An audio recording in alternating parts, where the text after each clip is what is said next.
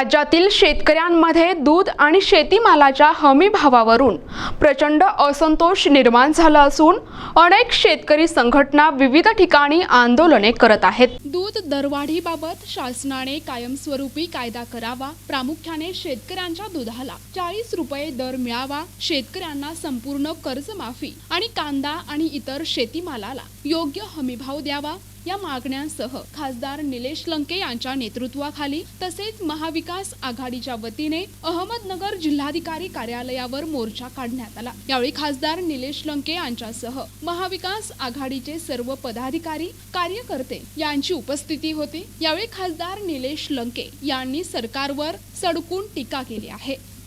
पालकमंत्र्यांकडे दुग्ध विकास खातं आहे, त्यांच्याच हातात जर शेतकऱ्याची जाणीव असेल तर त्यांनी आज शेती आपल्या दुधाला हमीभाव देणं गरजेचं आहे। दूध दराबाबत त्यांनी गृहमंत्र्यांची अरे गृहमंत्र्याचा दुधाचा काय संबंध आहे? संबंधित मंत्र्यांना भेटलो, पियुष गोयलांना भेटलो, मी आणि सुप्रियाताई होते, आपल्या राज्यातले काही खासदार होते, बगरे होते, बजरंग बाप्पा होते, आम्ही कल्याण काळे होते, आम्ही 4-5 जण भेटलो। त्यांनी सांगितलं दुधाचा प्रश्न हा राज्याच्या पातळीवरला आहे, त्यांनी आम्हाला सांगितलं। आणि गृहमंत्र्याचा दुधाचा काय संबंध आहे?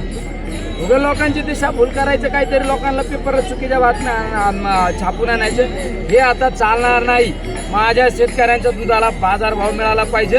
आज जर या ठिकाणी थांबणार नाही आम्ही, मुंबईच्या राजधानीत सुद्धा मोठं आंदोलन उभं करू, लाखो शेतकऱ्यांच्या उपस्थितीमध्ये। NTV news Marathi, Ahmednagar.